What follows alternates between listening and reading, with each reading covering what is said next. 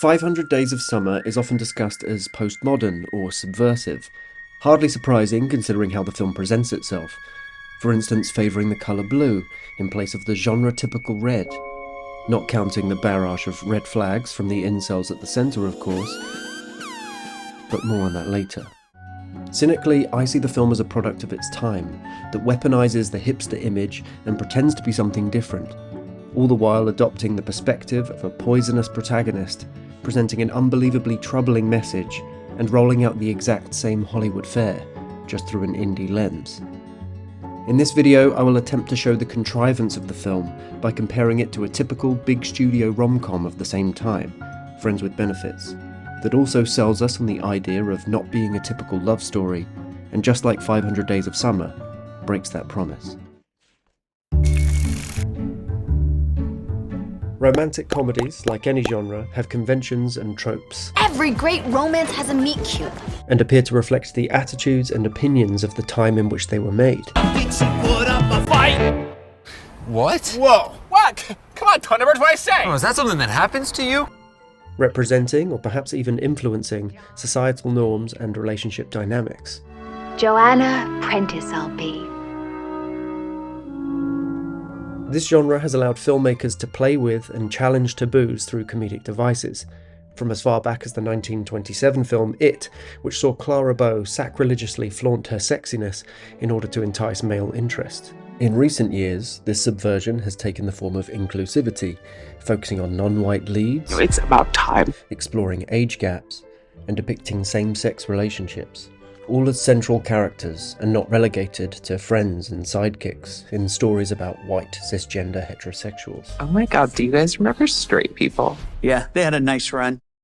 500 Days and Friends with Benefits were both made before 2012 and the advent of Tinder, and so the form of subversion they take is in mocking the more traditional idea of couples.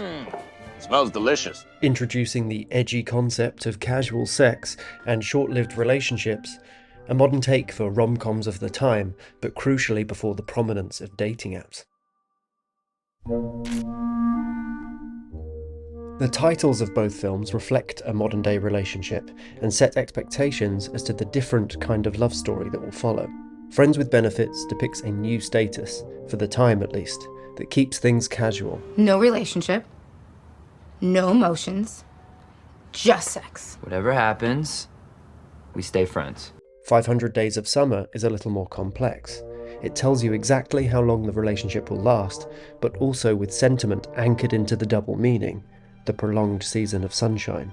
The big twist in 500 Days is that the typical gender roles are reversed.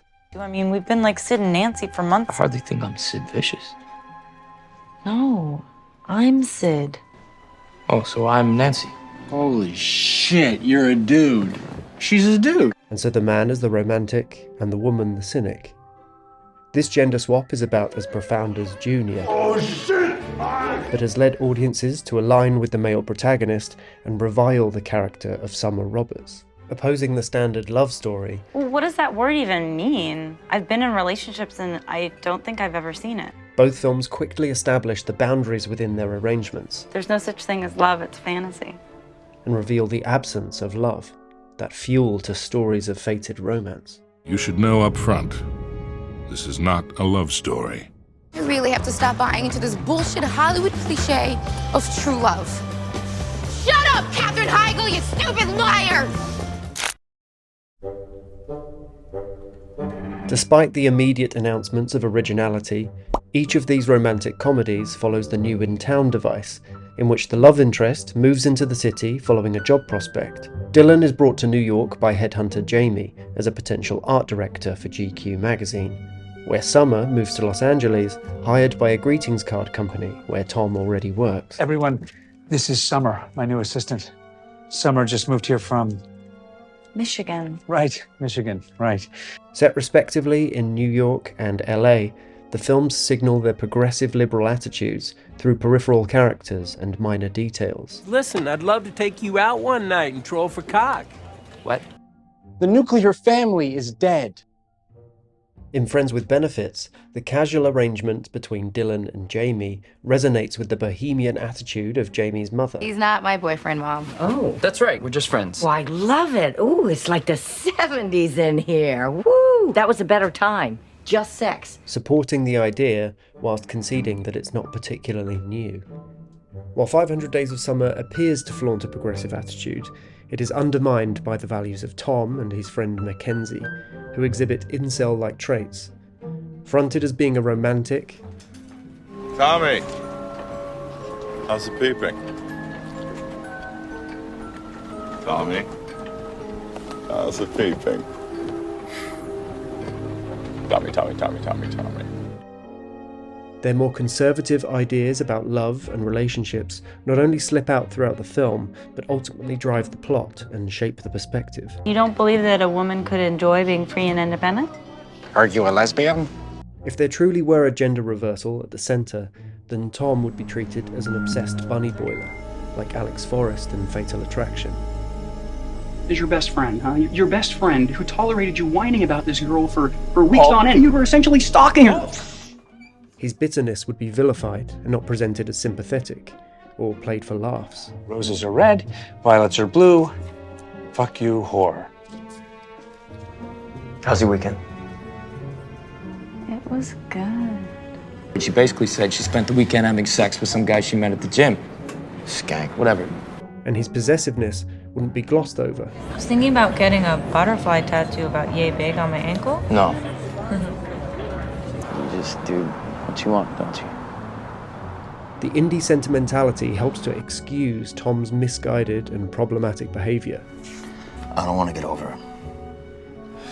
I want to get her back. And maybe she's an uppity, better than everyone super skank. Why is it pretty girls think they can treat people like crap and get away with it? Centuries of reinforcement. You know, just because you're beautiful, that doesn't mean that you can treat people like they don't matter. If 500 Days were really progressive, it might explore Tom's behaviour more critically, rather than present his entitlement as simply unrequited love. I like you, Tom. I just don't want to relationship. Well, you're not the only one that gets a say in this. I do too. And I say we're a couple. God damn it. He is so dreamy, isn't he? It's in the marketing that we see how these films are seemingly opposed, and the rippled effect it has on production, such as the cast and location, down to even plot and character details. Friends with Benefits was made by Screen Gems, a division of Sony Pictures Entertainment known for producing more mainstream, commercially oriented films. 500 Days of Summer was produced by Fox, but through its Searchlight strand, which is focused on speciality films that are more catered to an indie audience. So even though it has a quarter of the budget of Friends with Benefits, there's a kind of betrayal to the independent spirit, in that behind its twee veneer, there is big studio backing. The Friends with Benefits poster displays its two stars, Justin Timberlake and Mila Kunis, both well known and having mainstream appeal, as well as hinting at the large-scale production and budget. Their images are artificially clean and sharp, with an unreal perfection that mirrors the Hollywood standard. I have the perfect body for Photoshop. Yeah, this gets more angular, these get longer, and this gets way more Christian. The playfully sexual overtone, paired with the title, does well to capture its comedic style. One tagline for the film, the term happy ending, which despite being used here for sexual insinuation, echoes the form of the typical Hollywood film. 500 Days of Summer adopts a quintessentially indie appearance with its poster, which is strikingly more elaborate in comparison. Although there are a few variations, they each carry the same motifs. The dominant colour is blue, avoiding the rom-com typical red. The images are all slightly overexposed, creating a collative haze. Labelled by the title, these are Tom's memories that will make up the film. The subjective positioning of the story is even revealed in the title, for it is Tom who experiences 500 Days of Summer. The handwriting style font reaffirms that the film is told from his point of view. He sits drawing his own surrounding, writing in the details and filling the frame with his perhaps skewed memories. Another poster pastes these memories onto a t-shirt worn by Tom, associating the film with the many band shirts that he wears throughout, drawing a subconscious similarity between the status of this rom-com and, say, Joy Division. The actors Joseph Gordon-Levitt and Zooey Deschanel became known for their independent body of work. Deschanel parodied for her indie quirkiness. Welcome to Being Quirky, the show that celebrates the quirky lifestyle of vintage clothes and Levitt perfectly symbolising independent spirit with his pet project Hit Record, an open, collaborative production company that allows anyone to take part in or initiate projects. At the bottom corner of the poster is the Indie Badge of Approval from the Sundance Film Festival. The tagline on this poster is one of 3 variations. Where Friends with Benefits referenced a happy ending, each of these taglines possess a downtrodden realism, capturing the spirit of independent film, a celebration of imperfection and the championing of underdogs. The first 2 taglines appear to riff on the expectations of a Hollywood rom-com, showcasing itself as different to the love story and the familiar boy meets girl format. Okay, so we have our main characters. Not quite. There was another character that was just as important as the two of us. New York City. Ah. Where are you? Please say somewhere far away. LA? Though the settings of New York City and Los Angeles are very familiar to the rom-com, both films try to show a different perspective from those that have come before, attempting to excuse their fantastical representations within the story. God, I thought LA was bad. This traffic is terrible. Is there another way into the city? The natives take the role of tour guide, revealing the hidden beauty of each city to the newcomer, and indeed the audience, including their favourite spots where they usually go alone. Awesome. I know. I like to come up here to think. Jamie tries to convince Dylan of New York's allure so that he'll take her job offer. I'm not gonna try to sell you on the job. I'm gonna sell you in New York. It's New York. I've seen Seinfeld. Not the bullshit tourist version. Also aiming to set itself apart by having Dylan highlight the flaws that are usually left unmentioned. New York's so crowded. Look around. I'm from LA. Okay, I like my open spaces. Really hot in New York. Doesn't it get hot in LA? Yeah, it gets hot in LA, but it's the humidity. Jamie's tour of the city culminates in a flash mob at Times Square, a grand set piece of spontaneous choreography that is supposed to be enchanting and unreal, but excused by being a flash mob. The film tries to anchor the unrealistic Hollywood typical scene in reality, whilst also appearing relevant to contemporary culture. In 500, Tom shows Summer the overlooked buildings in LA under the pretense of his abandoned dream of becoming an architect. The element of fantasy that creeps in here could be in Tom and his younger sister Rachel cycling to get from place to place, taking the famously congested city, renowned for its sprawling layout and heavy traffic, and looking at it through a lens of indie whimsy. In more direct comparison to the flash mob scene in Friends with Benefits, there is a daydream sequence. Having slept with Summer for the first time, the film captures Tom's self-satisfaction as he walks home. Set to Hall & Oates' version of the DuckTales theme, the film goes into a full pastiche of a Hollywood musical before returning back to normal, with no explanation and never resurfacing again throughout the film. Borrowing the style for a little tribute, juxtaposing it with his eventual sadness so we know that it's only joking. It's not really a Hollywood musical. It's more real and deep.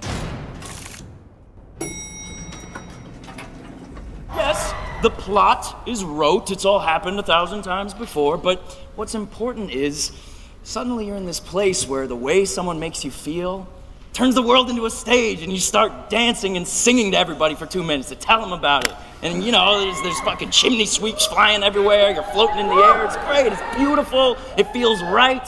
Love is a musical. You know what? Fuck you, man. The jobs at the centre of the films also exemplify the status they want to show off. So while Dylan is becoming an art director for GQ magazine, a glossy product focused on the latest trends, Tom wants to be an architect, looking at the history of the city and finding ways to bring out its beauty. However, I think it's the greetings card company that best encapsulates 500 Days of Summer. On the surface it is sentimental and perhaps old-fashioned, but beneath it all, it's a corporate sham. This is lies. We're liars.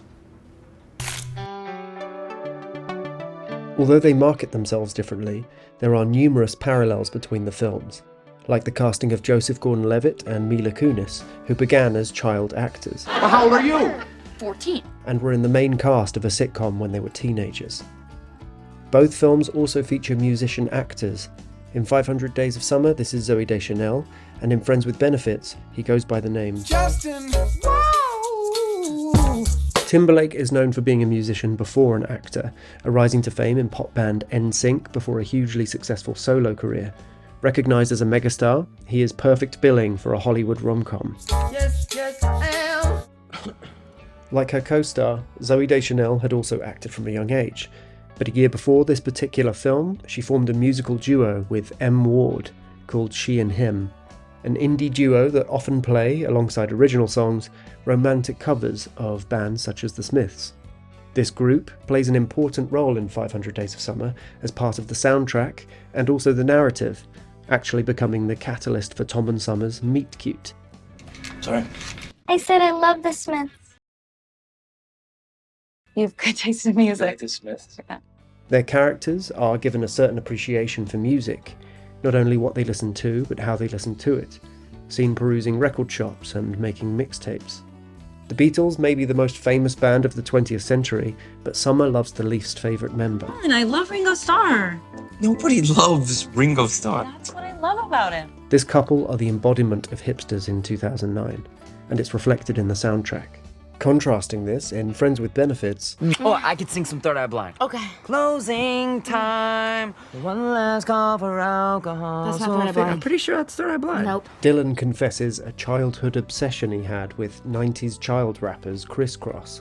This guilty pleasure in taste reoccurs throughout the film in both of the central characters. I'm not proud of it.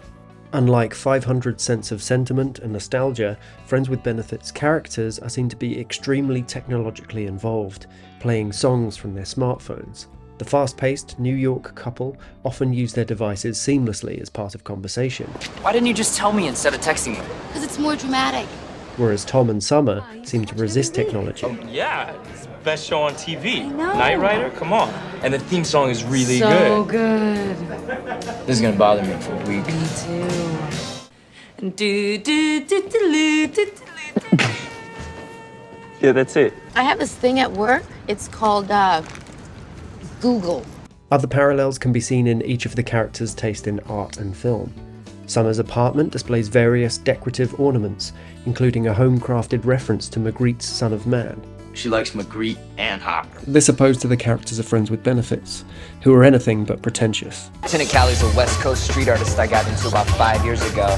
His postmodern interpretation. This shit is amazing. I know, right? Dylan Harper, having connections to the fictional Banksy-esque street artist Lieutenant Callie, is able to gift Jamie her own original piece in the film, once again tying in themes of contemporary relevance and status. Tom and Summer are shown going to a cinema to see a cult film. Rather than guilty pleasure, their enjoyment is one of ironic distance. If their artistic sensibilities weren't clear enough, Tom daydreams in the style of different classic European cinema. Done that. Suffering. Et evigt lidande. So much suffering. In Friends with Benefits, Jamie's fondness of romantic comedy I Love You, I Love New York continues the theme of guilty pleasure, but more than this, it becomes a device in which the film is able to criticise the genre. For example, Dylan has a resurfacing joke about the score of rom-coms, guiding the audience's reaction. Bum, bum, bum, bum, bum, bum. Not only does this allow the film to distance itself from others, it excuses the conventions when they appear in the film later. Criticising the typical rom-com and declaring itself as different, the originality of Friends with Benefits comes into question with the release of No Strings Attached in the very same year. An almost identical premise that plays on the same expectations of a romantic comedy. Well, that could only be explained by one thing: fate. The ways in which the films present the taste of their characters is fitting with the Hollywood independent divide. Whilst the indie kids flaunt their taste as an expression of themselves, the Hollywood power couple excuse their interests mostly as guilty pleasures. 18, wanted superpowers. Yeah. In 500 Days, Tom is affected by the music he associates with summer. I hate this song! Son, you're gonna have to exit the vehicle. Whereas Dylan and Jamie playfully mock each I was a other. little into Harry Potter back then. Were you also gay back then? Harry Potter doesn't make you gay. Friends with Benefits characters flaunt their glamour and success whilst not valuing their taste and admitting their flaws. 500 gives its characters lower status, but endows them with cool taste and hidden talent.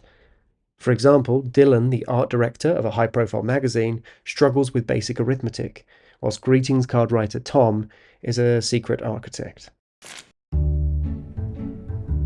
Friends with Benefits ends with the friends becoming more than friends. Though it initially suggests that a physical relationship can stay casual, the romantic comedy framework steers it towards a conformist happy ending, with the two characters falling in love after all. 500 Days of Summer is arguably more hypocritical. Tom, our problematic protagonist, is threatened with learning a lesson, and is on the brink of changing, maybe growing as a person. We're responsible. I'm responsible. Nonsense. You were right. I should have listened to you. But it is Summer who changes, and reaffirms his old, damaging beliefs. I just kept thinking, Tom was right. No. Yeah, I did. I did. The final nail in the coffin is a gag. My name's Tom. Nice to meet you. I'm Autumn. That may be a throwaway attempt at a laugh, but it has serious ramifications. The film is either telling us that Tom hasn't learned anything and is going to go through the cycle endlessly, or that he has in fact now found the one. If Tom had learned anything... Well, that's a huge if. Having been improved by this manic pixie dream ghost whose business is now finished and so she's free to evaporate. Oh well. La-di-da, la-di-da, la-la, yeah. As critical as the films set themselves up to be, both followed the same template. In deconstructing both films, what becomes clear are the parallel details. Next time, instead of being late, just shit on my face. She took a giant shit on my face. That place them at the opposite ends of the Hollywood independent divide, but ultimately on the same scale, mirror images of each other. Both 500 Days of Summer and Friends with Benefits are certainly more self-aware, but this doesn't change the outcome. They propagate the same goal of finding love. They promise an unconventional love story, but can't resist the comfort of convention.